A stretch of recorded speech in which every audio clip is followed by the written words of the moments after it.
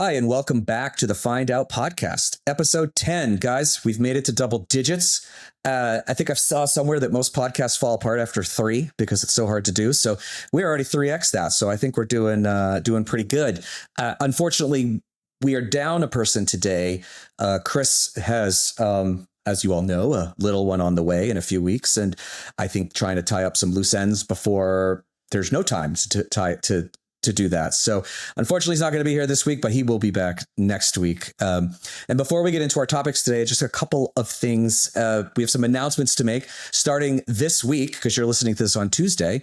We're going to be going to 2 episodes per week because you guys keep asking for more content from us. So, and since we love the sound of our own voices, we think, what better than to do it twice a week? So we'll be going on Tuesdays and Thursdays. And for the first Thursday show, we will have Congressman Pat Ryan, a Democrat from upstate New York, who will be on talking with us about the horrible tax bill that is being written currently in the House. And I think he's also going to talk to us about how we can also bring more men over to our side, which is obviously something we are trying to do too. So very excited for that. I hope you guys all tune in.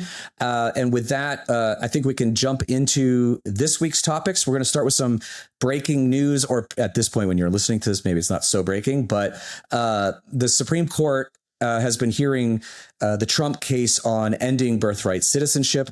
There was some information that came out today that suggested that the Supreme Court justices, including the conservatives, are not super into this argument from the Trump administration. What do we think about this, guys? Yeah, I mean, I think it's incredibly important for people to remember and to know, because I don't think a lot of people know this. It's not a birthright citizenship hearing. Mm-hmm. It is a federal nationwide injunction hearing, and it was prompted by the birthright citizenship executive order. And so it's kind of good and bad, because I was just looking through history, and there were examples where the expansion of DACA under Barack Obama, under President Obama, was blocked by a nationwide injunction from a conservative Texas judge. There was another one around immigration, or there was one around a trans rights bathroom bill that would have protected access to locker rooms and bathrooms nationwide for transgender students. And that was also blocked by a conservative judge in Texas with a nationwide injunction. So nationwide injunctions are a double-edged sword, and they get used by both sides. They cherry pick the judges, and they cherry pick the states to get the outcome they want. So in this case, it's concerning that if they rule against the people, if they rule against us and on behalf of Trump, then it would theoretically allow some level of his executive order to come true until the inevitable actual case attacking that executive order lands in their lap. And presumably they would take that up. But in the interim, the government would not be issuing citizenship documents to individuals who were born here if their parents don't meet the criteria. So I do want listeners to know that it's not a fire alarm panic case. It's more of a technical thing, and they might find a way to rule in the weeds a little bit more as well. I'm curious, because I'm not as caught up on this as I want to be. And I did know that it was an injunction case, but so the Trump administration essentially arguing that they don't want nationwide injunctions to be a thing anymore. Is that the structure of this case? Because it suits them, but yes. Right. In the moment. Yeah. Right. But there are so many times where it suited them. That's very interesting. Cause I've always hated that structure. Every single time I've seen this judge in Texas makes it so you maybe can't get, a birth control pill, or, that sort of seems insane to me. So I don't know where I stand on this one. Cause for me personally, birthright citizenship is not an issue that I sort of live or die on. It's I think we should follow the Constitution and amend it only when it's extreme, when there are extreme circumstances. I don't think this is an extreme circumstance. I don't think that there's a massive problem because of birthright citizenship, but I also European countries don't do it the way we do it. They do it with more restrictions. So I'm on the fence. So I think it's more of a question of how do we feel about the concept of, these national injunctions. For me personally, I'd almost rather them not be able to, to change the structure of how they've been and amend them so it can't be as powerful as it is. So I think I think it's a little crazy that one judge can grind everything to a screeching halt, but it is also a check on let's say a lawless president, for example, who is doing all kinds of illegal things. And really at this point, the levers that we have are public pressure, which do work. And we have seen work on the Trump administration. But really the only other lever is the courts. And so it's tough because it's like right now it suits us, but it's also like we're in an extreme situation with a president that has basically no checks on his power. And I am okay with gumming up the system a little bit and letting the system work through it rather than getting rid of this. And then all of a sudden he does even more extreme stuff in which then we're fucked. Right. Like, and that's, but I agree with you that like, generally speaking, to get things done, it is very bureaucratic and it does slow things down for sure. I mean, but then again, how many times do you really have something that a president needs to do that's got to get done this fucking fast? And if it's not done this fucking fast, then it's useless. Well, by the way, Luke just smashed his mic, which is why you heard. Yeah, I did smash my mic. If you're just listening, he was trying to reach it down below while he was talking. Well, I would say that the birth control one would be one that you would want to happen immediately, right? Because that affects people. A ban or a protection? To the protection, because there was an injunction the other way. Right. So that's an example of somebody who is in a moment where, like, if they allow that injunction to stand, they aren't getting birth. They're just not going to get the birth control, right? Like, so what would the structure, if say that Trump wins this case, then what is the structure? How would this be handled? So it would go back to, I mean, that would be part of the ruling is how are they, what are they allowing immediately? And from what I've read, it looks like it would either be limited to the specific states where the judges are. So in this case, I think it was a California judge who shut it down. So then California would still, which obviously there are a lot of immigrants in California and it's the most populous state. And so even just that would mitigate the damage of what Trump's doing. But they could also find a way to say on citizenship issues, on speech and religion issues, like they could just say on human rights, we can have nationwide injunctions because they're that important. But on things like DACA expansion or like, oil and gas drilling or something like that, maybe they would prohibit them from being able to block it nationwide.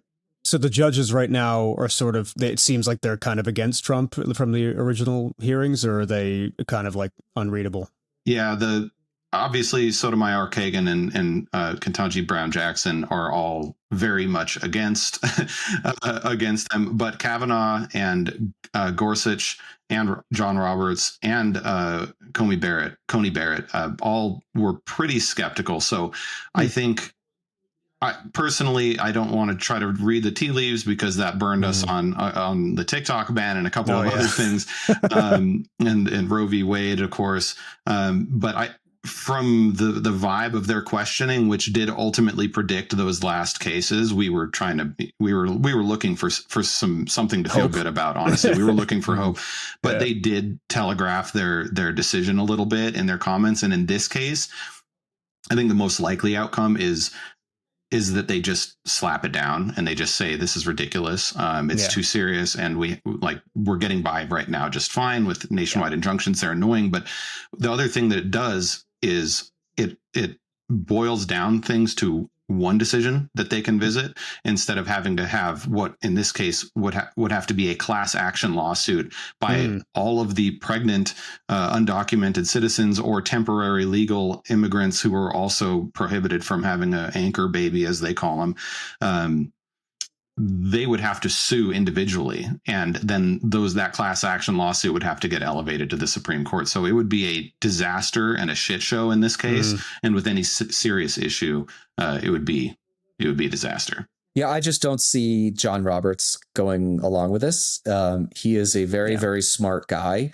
I disagree with him on pretty much everything politically. And I think his legacy is already tainted by essentially saying that the president is a king as far as forever will be tainted by the immunity. Yeah. I don't think that history is going to look kindly on him.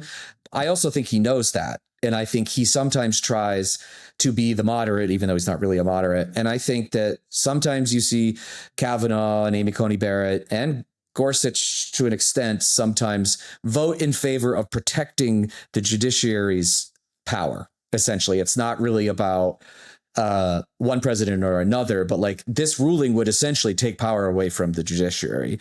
Self-interest from a politician, crazy. I know, wild, right? Wild. Hey, they're unelected activist judges. They're not politicians. Oh yeah, that's what they are.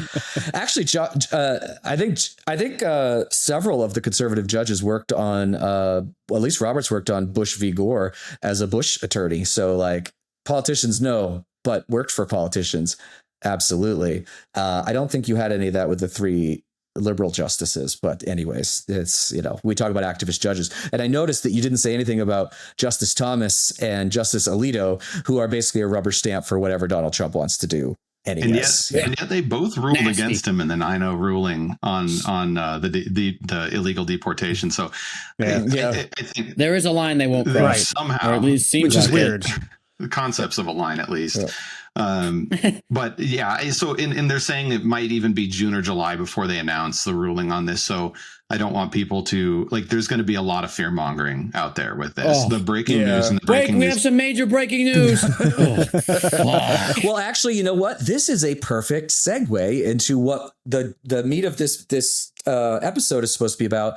Is, are Democrats doing enough to win back voters? Are they doing the right strategies? And I think everybody here has some strong opinions on this that are not going to really put the party in a very, very good light at the moment. So who wants to jump into this first? Zach, you want to take the are we starting with the David Hogg stuff? Is that where we're going? How do you feel about Joe Biden's health and how they manage that? Do you want to get into that? We can start from that angle. Dude, that's actually the reason I started making TikToks. Like if you go all the way back to my first videos, it's me begging Joe Biden to drop out of the election because he's just not fit to do it. And I was just like perpetually obsessed with that happening because I knew there was no way he was going to win. And at least there would be a chance for us to beat Trump if he dropped out. But I mean, to me, this Biden story is emblematic of so many things that are wrong with the Democratic Party. The fact that it was this insulated group of insiders that shielded him and the reality of what was going on with him from all of us, and then pretty much put us in a position where we couldn't do anything but lose in this election because he decided to run again for whatever genius reason. And then all the people who saw how far gone he was just went, yeah, that's fine. We'll figure it out. Ridiculous. This to me is a huge story that's obviously getting a ton of press on the right side of the aisle when it comes to media. But the left needs to look at this too and own their role in the fact that Joe Biden and the people who made the decisions around Joe Biden single-handedly screwed us over. Like not only the Democratic Party, but the country, because we ended up with fucking Trump because of it. So for those of you that don't know, there is a book that is about to come out, I believe by Jake Tapper and maybe Alex Thompson. I don't know who it is. I know it's the Jake second Tapper. one, but it's Jake Tapper. And there have been a couple of stories that have come out this week. One was that inside, and they had sources on the inside, and I don't think that Jake Tapper is making things up. No. There were discussions with the inner circle about if Biden was to win, that they were going to have to start using a wheelchair because of his inability to walk. Mm-hmm. And I think another one that's actually more disturbing is related to George Clooney. Oh, yeah. And that article the op-ed he wrote in the Times where he asked Biden to drop out. The reason that he wrote that was that a few weeks before, Joe Biden seemed to not know who he was. He didn't know who he was. Had met him many times. And the aide had to remind him. He's like, it's George. And then he's like, who? George Clooney. Yeah. Like, oh, hey, George. Like he clearly didn't know who he was. So it's obviously always a delicate topic when we're talking about a person and their decline in their elder years. But really, he's the president of the United States. And I do feel like that we were misled. And I'm somebody who's supported Democrats forever, right? I worked in 2008 on the Obama campaign, and I worked in the administration, and I've worked for governors. And, it's hard for me to say this, but we were misled, and we need to come to grips with that. And there really needs to be accountability on it. And I know that's not a popular thing with a lot of Democrats, but it's true. And it is true. If it was the Joe Biden from 10 years ago, he would have won re-election. I don't even think it would have really been much of a question. Even 2020, he would have won, I think. Yeah, he was. Yeah. So I think we need to back up just a pinch, though, because sometimes our viewers, they get upset that we get into the weeds and we're talking too much inside baseball. So for anyone who doesn't know, George Clooney is an actor. He was in. He played the role of Seth Gecko in From Dusk Till Dawn, a classic Quentin Tarantino, Robert Rodriguez film. I love that movie. Great movie. I think that movie's great. It's an important film, and I think our viewers need to see it. They need to talk about it, and most importantly, they need to recognize who George Clooney is, so that they don't make the same mistake that our president made. So it's more like one of those the more you know things. With the, can we do the? Do we have a graphics department? We can do the star. It's probably a copyright thing. Yeah. Maybe we could do a slightly like different version of it and get away with it. But in seriousness though, I mean, it's a very serious movie. There's vampires and shit. I know. Are you saying that Joe Biden turned into a vampire? Is that what that was? Quentin Tarantino wrote himself into that movie so he could drink wine off of Salma Hayek's feet. That's quite a thing. Oh, he did do that. It's like the most 90s action film star thing that you could think of. Like that wouldn't necessarily fly right now, but I don't think so. We give him lots of leeway because he makes lots of good movies.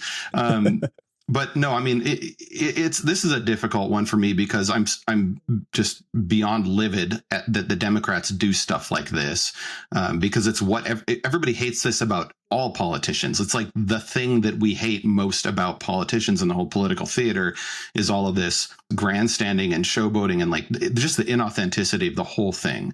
And so that they're going and doing that is infuriating. But at the same time, we propped up wrongfully a very old man who is trying to do the best thing, and they are propping up a very old man who is surrounded by Nazis and trying to destroy everything. And so like I want to keep accountability exactly and squarely where it belongs. Inside the Democratic Party, we have people to hold accountable and we have processes and systems to change. But on behalf of the country, it's still Trump and Trump's voters who did this to us. That's where it is for me, because somebody asked me like in a comment the other day what I would change about the 24 election.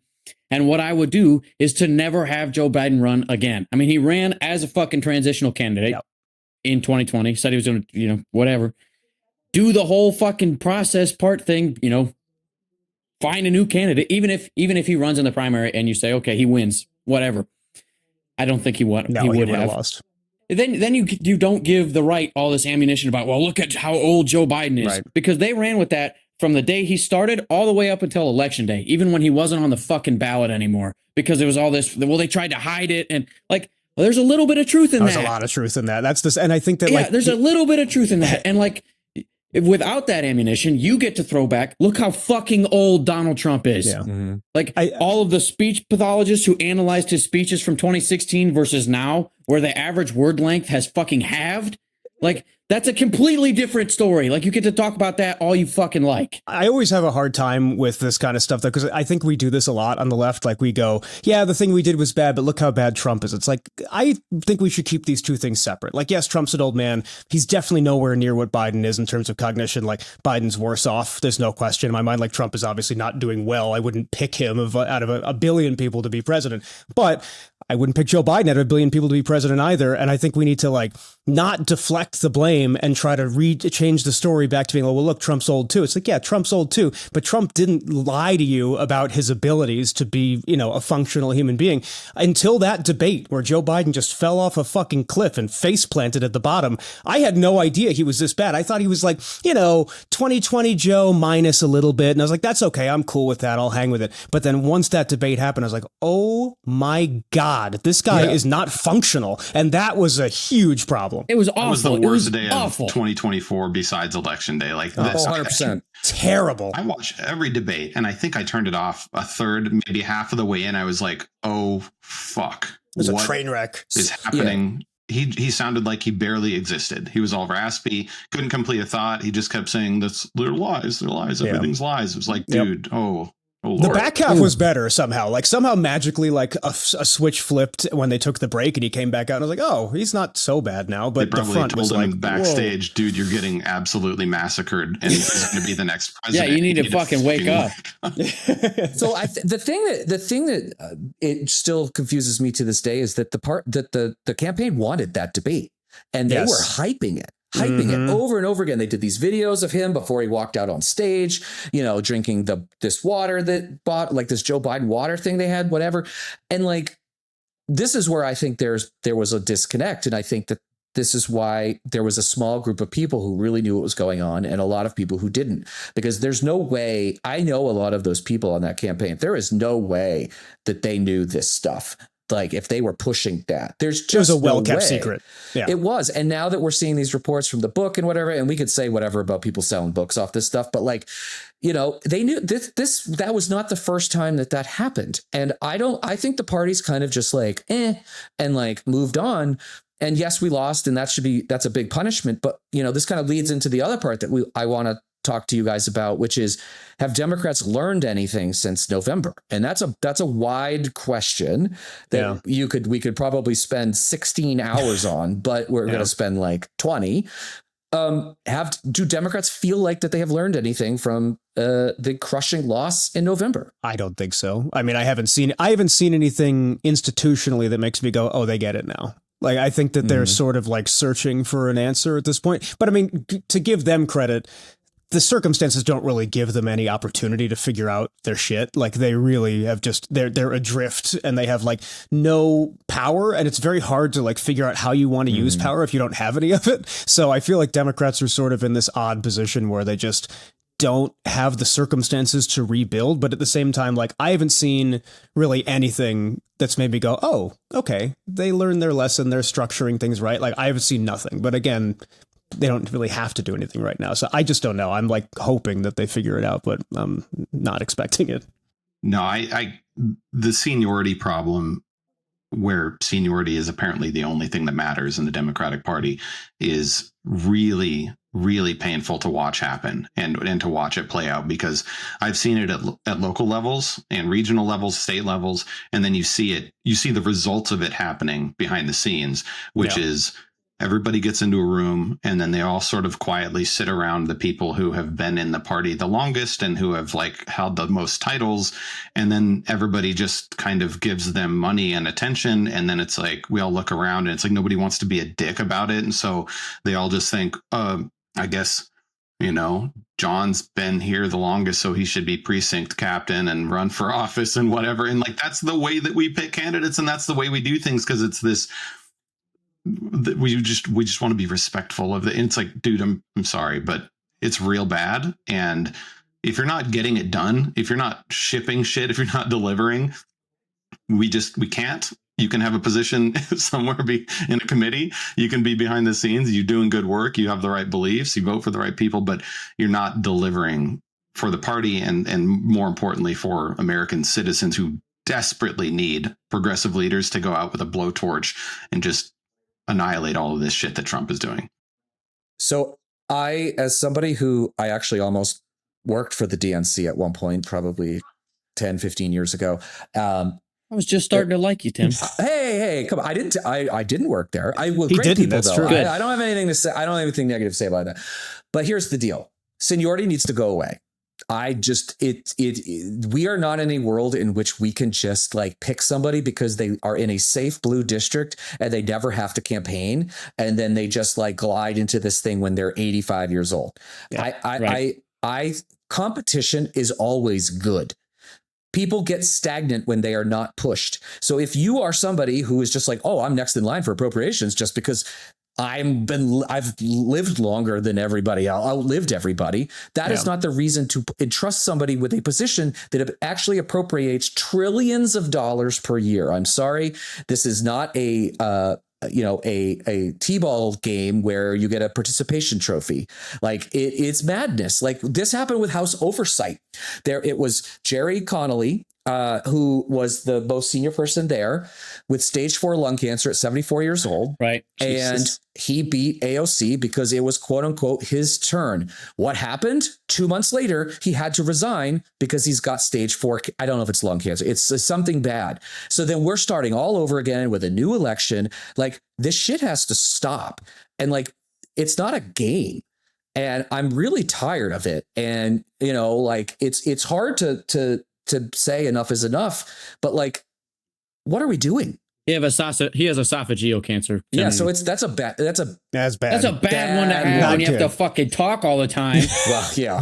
The irony that we can sit around as a party and talk about all of the things that Joe Biden should have done differently.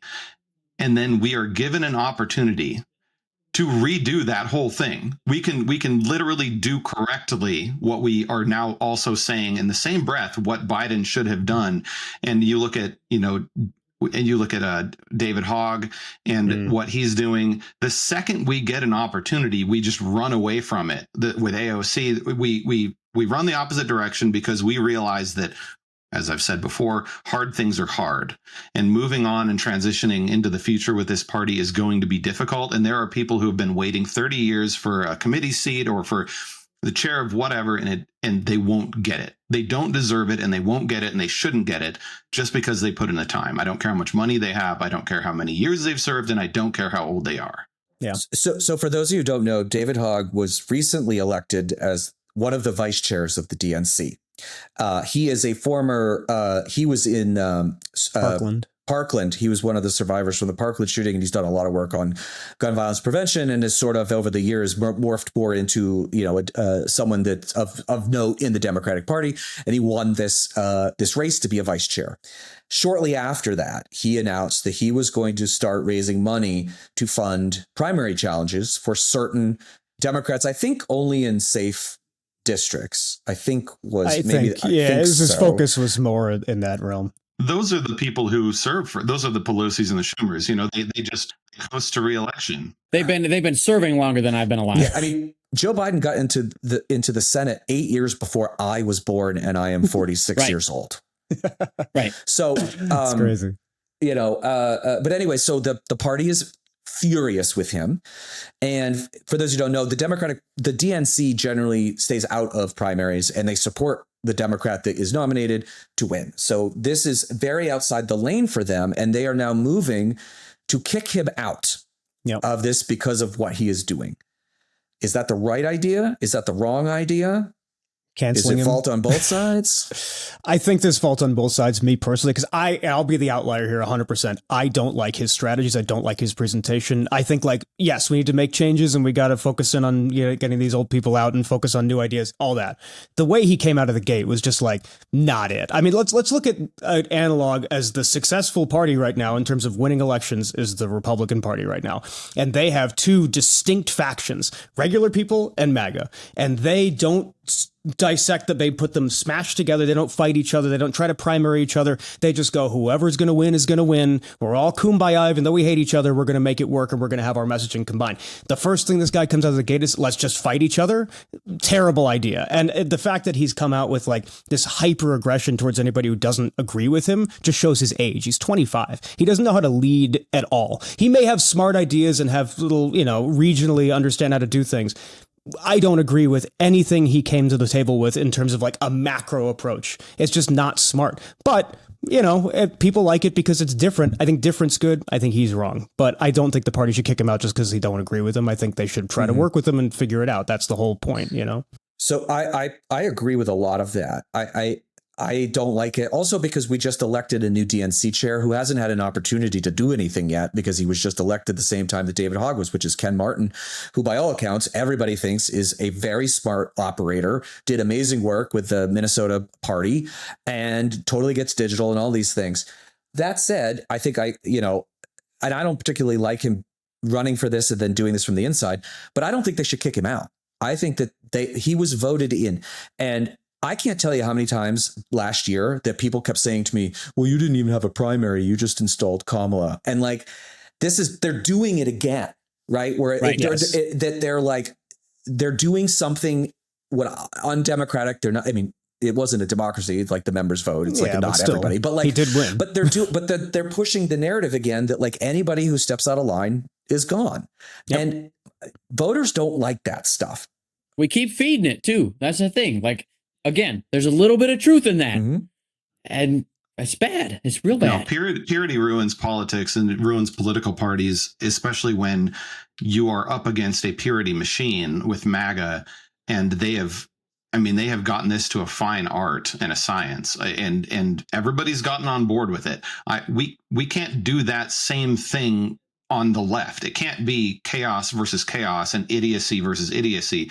We have to have a big tent party, and let's actually showcase, and I hate that expression, but we have to actually, Tim, to your point, showcase what happens when people actually have to win arguments and actually have to compete for the power and authority that they have. They get better at what they do. Barack Obama didn't show up in 2007 and say, I'm going to be a candidate for president and beat Hillary Clinton because he was lucky. He did it because he spent years sharpening his craft. I mean, look at what Pete Buttigieg is doing right now. He is out in front of the firing squad over and over and over, talking to people who are willing to say and do almost anything to win the argument with him. And he uses that as an opportunity to sharpen himself. And now he's, I think, hands down by far, by a million miles, the best debater on progressive issues in the country, if not in the world. 100%. And that is what we need to produce. And so I sort of read some of David Hogg's stuff a little bit. He's, maybe more focused on things that I'm less focused on. I think gun violence is catastrophically important, to be very clear. And I support all of the things that he is fighting for there. And how he's doing it, I would do it differently. But I also don't care, because if our candidates are better, they should be able to beat the people that David Hogg is endorsing. If he wants to go and dump money into primary challengers, sure, win. Fucking win. Beat him. Be better than that candidate, despite the money. And then you get to be the nominee. And now you're smarter and you're better at debating. You're better at defending progressive positions and your track record. So this can end well if we just let it play out. We have 3 years. That's where I stand. So, Luke, I want to ask you, as our resident youth representative. So David Hogg's 25. You're 21, 22? 22 in a month. 22 we're going to have a big birthday celebration. What is it? Are you seeing the David Hogg stuff? What does it say when like a 25-year-old gets elected as vice chair, then immediately they're like, you got to go? Does that like, what is the reaction that you or your friends have? I mean, I don't know if they talk about it, but does it seem like it's like, we don't care what young people have to say, shut up, get in line? Or is it like, I mean, that's what you're saying of the DNC's responses. Yeah. I mean, I think he probably came out a little strong. Immediately coming out the gate, like, fuck everybody is not the right best move. right. Especially not if you want to have a future in what you're doing, which I think he does. But like at the same time, if he's anything like me, he's watched the last fucking 15 years be pretty much the exact same over and over again. And he's had jack shit to do about it. Like, it's not like he's had any power before, at least not that I know about. So I can understand coming out and be like, all right, let's fucking change something here. And if he didn't do it, I don't know that I see anybody else doing it. I mean, maybe Ken Martin was going to do something radical like that, but I kind of doubt it. Like, what I read on it is somebody who's watched it happen for 5, 6, 10 years and gone, yeah, that's fucking enough. And I could understand that. Like, especially when if he tried to have a future like straight up without walking into this role, he's got like 30 years before he gets into a spot of power. Mm-hmm. Like, this party is talking incessantly about how, we need young votes, or we need young voices and young votes. Yep. Well, why the fuck do you have a bunch of geriatric old coots in positions of power that are talking all the time? Like, I don't want to watch Chuck Schumer pull his glasses down and fucking talk over him for 45 minutes about a strongly worded letter. Yeah. That doesn't do fuck all. I agree with you. I one thing, and this just brings me to something I realized the other day, which was like, me as a moderate, I like the old, like the Biden approach to politics. But Luke is right. Like, the only way to really shift things is to embrace a sort of aggressive, progressive approach. And for me, if I'm a Democratic strategist right now, I'm going all in on the opposite approach. I'm going to try to do democratic socialism in America. I'm going to try to embrace all the things that younger people want the Democratic Party to embrace and put young people at the forefront of that conversation. That could wildly change the narrative on how Democrats are going to do in the next elections. Because if they just go, fuck it, we'll just go back to the old stuff, the hits, they're going to lose again. So exactly. Yeah. Because like, you are never going to convince young people that they should shut up and they should just accept the fact that old people know more than them. Yeah, this is life. Just old people do know more than them, but you're never going to convince them, especially not when the alternative is the right side of things, who says, yeah, we like what you're saying. Like, here, come over here and have our candy. We won't do anything exactly. bad. Little creeps in a van. But like, they're luring them into the van. I think people our age and older forget something, and that is, Luke, how old were you in 2008? 5. Oh, Do shit. you remember Barack Obama's election? Vaguely. I remember my parents were really excited. So- they were like super excited. Right. I remember Trump's first election vividly, but I don't remember very much of Biden. Not Biden, Obama. But this is my point. Young people, young liberal progressive people in this country did not experience 2008, did not That's a great experience the euphoria of winning after 8 years of George Bush and lying us into wars and blowing up the deficit. Like, we know what that feels like, but these guys have never experienced a country where they have a young, energetic candidate pushing things that will make their lives better. Biden doesn't count because first of all, he was old and it was COVID. There wasn't a real campaign. So it was all done from home. These guys don't know. So like, we have to understand why they're angry. They've never experienced it. I think maybe the most dangerous thing is that the last time anybody that felt that I really saw was Bernie Sanders. And he's he proved that you don't have to be young to lead that movement, but you do have to have the right ideas, and you have to be passionate about it. You have to fucking care. And he cared. And I was a Hillary supporter. I did not like how that whole thing went down. But when you look at it in hindsight and you look at what happened to those people, they were passionately, they loved his policies, and they loved how he presented the ideas that are further left than almost anything anybody in the Democratic Party is saying right now, even 8-10 years ago. And then they saw the institutional machine just run him over. I think it happened the way it happened. You know, she won the nomination. She was the candidate. It was all fair. Nobody got anything robbed or stolen. But the last time that they were really passionate about a candidate was 2016 Bernie Sanders. And there wasn't anything like that, to your point, in 2020 and 2024. I started feeling that around Kamala, but I also think we don't fully appreciate that the United States is more sexist than we are anything else, in my opinion. And we did not know that we were coming up against a built-in 45-point disadvantage where there's just half of the country just isn't apparently capable of voting for the correct person. It's interesting, though, because like if you go back to Obama, obviously the big concern with him was that he was the first black candidate ever that was going to be in that position. And what the Democratic Party said was, who gives a shit?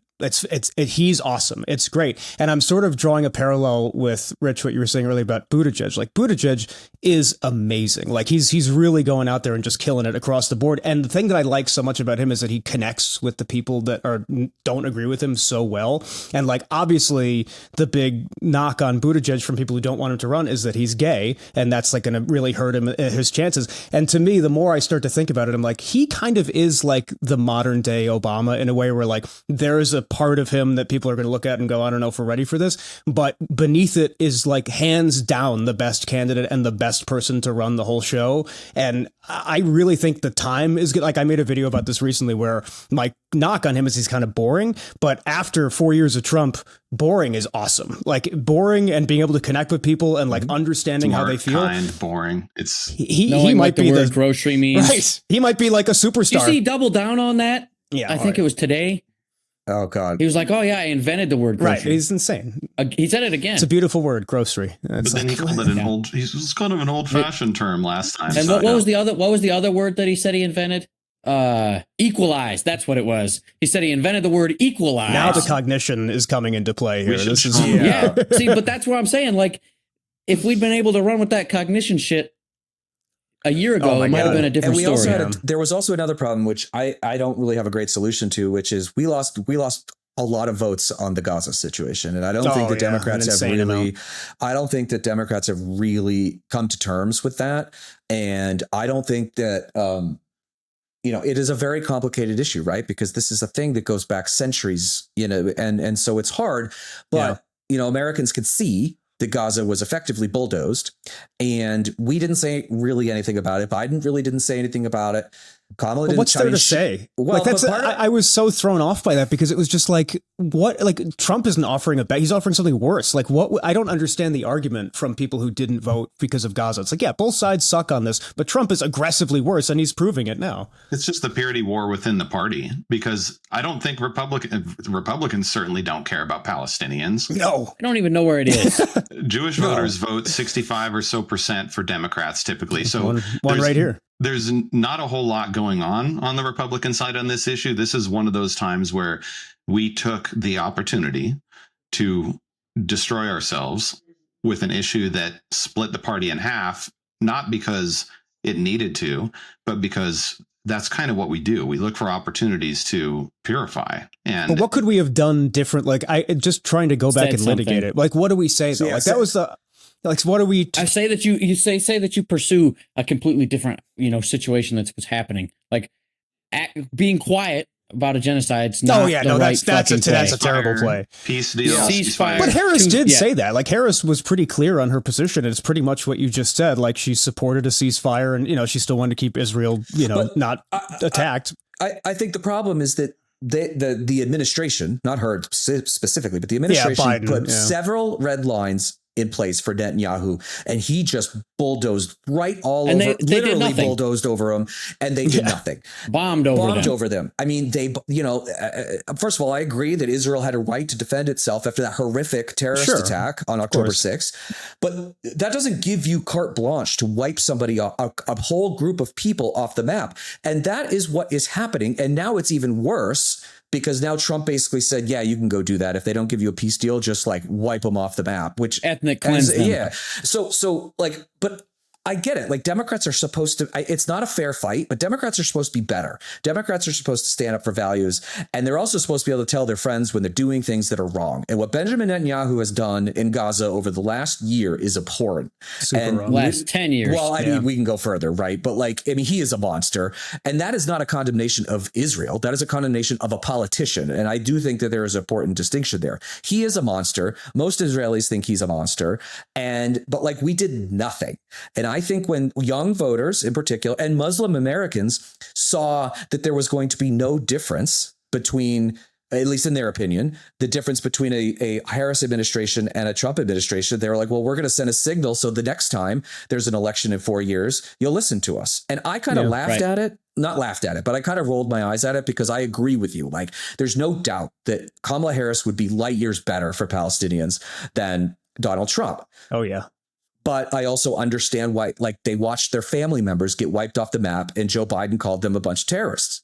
I mean, that's the challenge, is but that's the issue with this to me, is that both sides of this fight suck. Israel's doing horrible things. Hamas is doing horrible things. There's terrible shit on both. It's so you can't switch sides, because then you're supporting Hamas pretty much, and that's a mistake. So it's it's a lose-lose. You can't win this argument. So I think that what they tried to do was sort of slink out of it, like Homer Simpson just dipping into the fucking shrubs. Right. And they're just I don't want to. Never work. Never. It will never work works on things where people are dying. But if you take a hard line either direction, you're fucked. That's the challenge with this thing, is if you slink away, you're fucked. If you take a hard line for either side, you're fucked. There really wasn't a good answer. So I think if Democrats had handled all the rest of it differently, then it wouldn't have mattered as much, because they would have been able to actually have won on the merits of the messaging. But instead, this was just another thing that siphoned away support for them. And then there's another quick thing before we go to, we're doing a new segment today, so you guys get ready. It's I should have teased it at the beginning to keep everybody listening, but Brian Tyler Cohen, who is a very popular YouTube commentator, political commentator, has recently come out against Democrats continuing to use the same tactics which they've done, which piss off everybody, which is SMS, send them text messages without opting in, and emails incessantly. And this is one that I believe in, because in 2008, I was on the email team for Obama for America, and we did a mix of things. Tim's domain. No. Nope. Tim is grandfathered into this Thank shit. you. First of all, I didn't send fundraising emails, because I was the state-based email person. So I was doing all of the messaging to get people out to vote, get voter protection lawyers, office openings, which used to be these big events in that election. But we also used to send messages from David Plouffe would do a 5-minute, here's how we're spending your money, and here's where we're focusing our time, or doing these things. And now all we get from Democrats is money. And my problem with that is that we raised more money than Donald Trump and we got crushed. Shellacked. And so this is, we don't have to talk about this too much, but like, I know everybody is frustrated about it. And I think the Democrats need to wake up and realize that, like, we have a brand problem, and like constantly spamming people for this stuff isn't going to solve our problem. It's going to, in fact, make it worse and turn more people off. That was horrible. I got one 100%. like a month ago, and it literally made me mad. I was like, what money? What is my money going to do for you? Nothing. What the fuck am I giving you money for? It's ridiculous. It's what?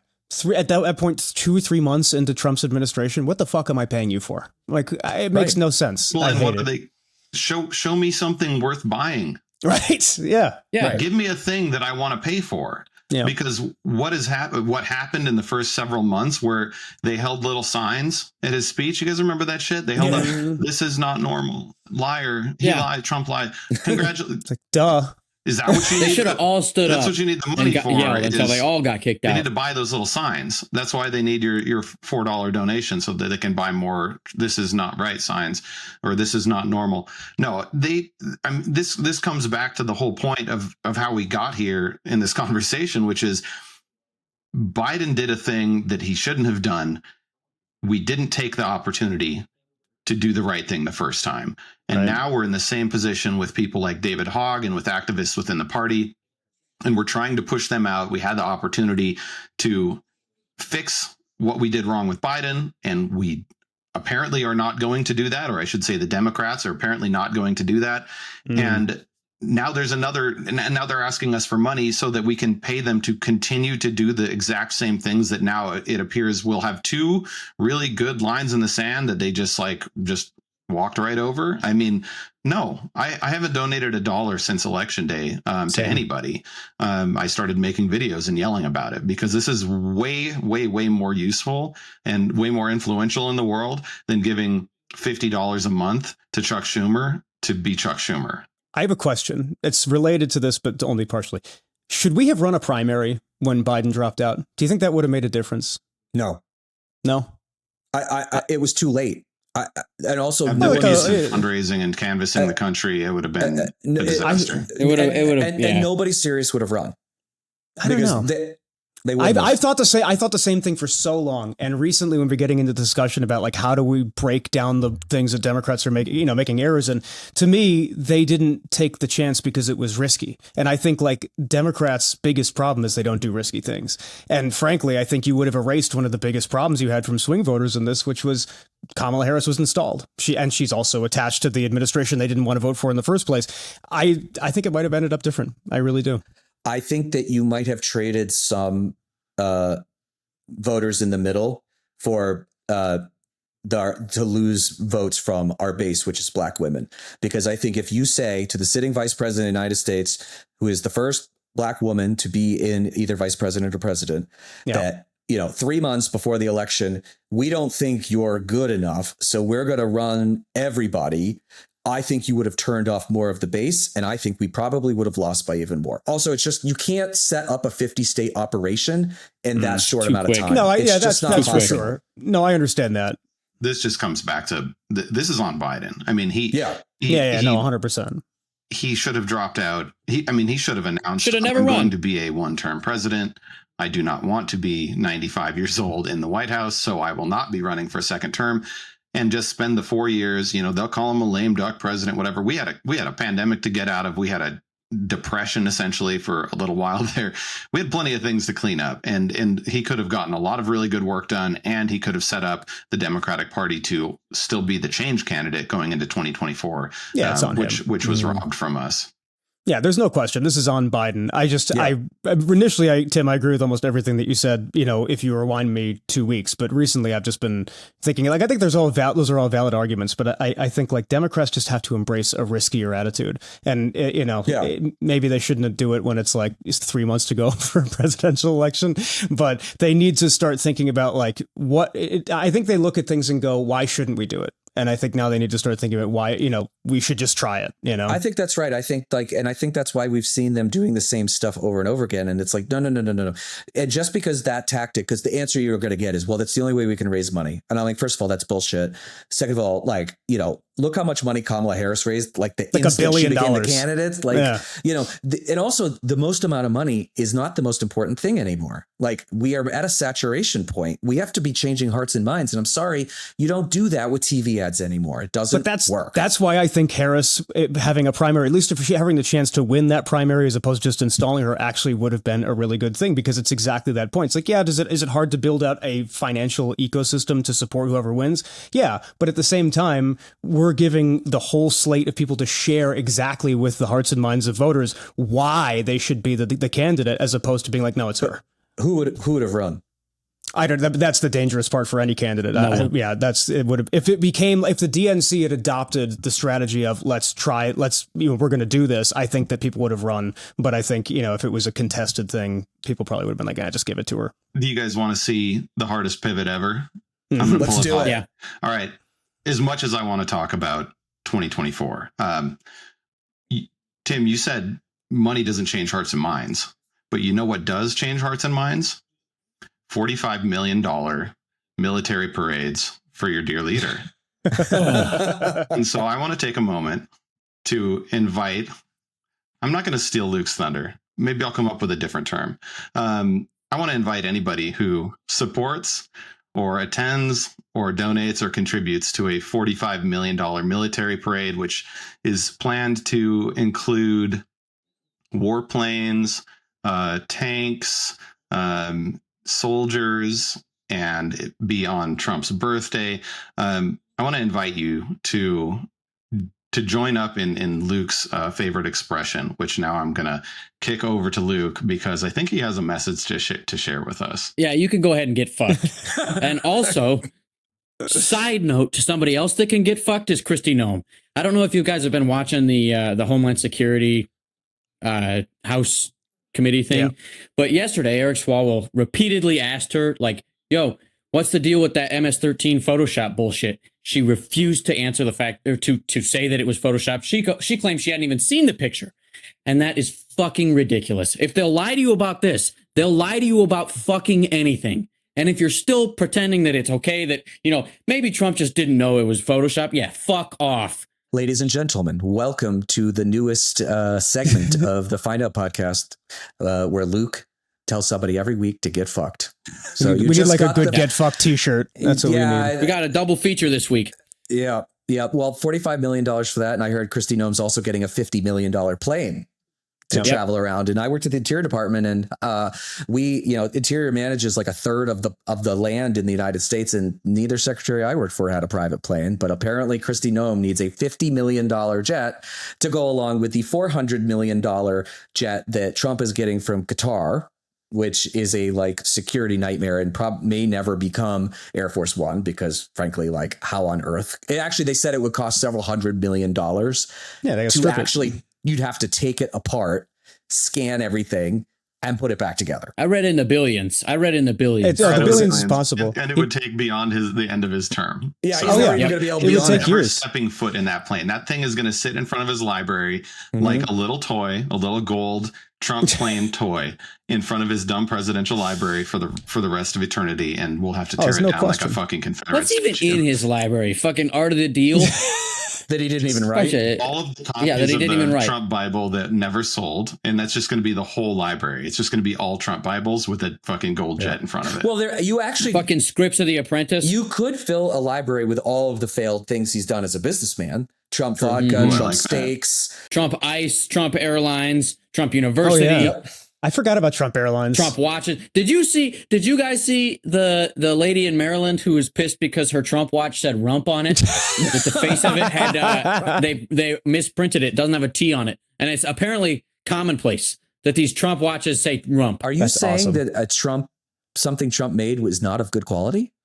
No, that's impossible. Imagine flying on a Trump Airlines plane. Imagine how unsafe you would feel on that fucking plane. Absolutely not. Absolutely. Fucking thing will fall out of the sky. Yeah, I think you his go to business get a is. parachute and it's just a gold bar, and you're like, "What the fuck is this?" But it's a piece of lead. It's just painted gold because he doesn't actually I have bet it. Trump ice was like 32.1 degrees Fahrenheit. It just drips everywhere. Yeah. Yeah, it just drips all the time. Constantly melting really slowly. Oh, God. All right. Well, I tell you what, guys, I think that we might have reached the end of this episode today. As a reminder, first of all, thank you. I'm glad you all stuck around for the new segment, Get Fucked with Luke, which will be happening every week. We probably won't do it while we have our Congressman. Yeah, I better not do it in front of Pat Congressman Ryan. Ryan is not gonna. We're not gonna do it in front of him. But He wants to invite somebody to get fucked. I mean, That's if you true. had somebody in mind, I could probably do it on the spot. May not be such a bad idea. okay, well, maybe once we fully brand this as your thing, candidates will ask, or whoever will ask if they can get you to say one. But yeah. So reminder, we're going to 2 a week. Starting Thursday is going to be our first Thursday episode with Congressman Pat Ryan, the Democrat from New York. We're very excited to have him. He's got an amazing background. Also want to make sure that you guys are all subscribing to us wherever you get your podcasts, and also over on Substack. Going to 2 episodes per week is not a cheap endeavor. So if you could support us with that, we would appreciate that. We also have, and I'm wearing it, our merchandise that you can get at findoutpodcast.com, all made in the US and union made where we could get it. And then until then, everybody, thank you for tuning in. We appreciate it. You got us to episode 10, so we're doing real well. And we'll be excited to ring in episode 100 with the same group of people. Hopefully we'll all still be standing when that happens. So have a great day, everybody. And we'll see you again on Thursday.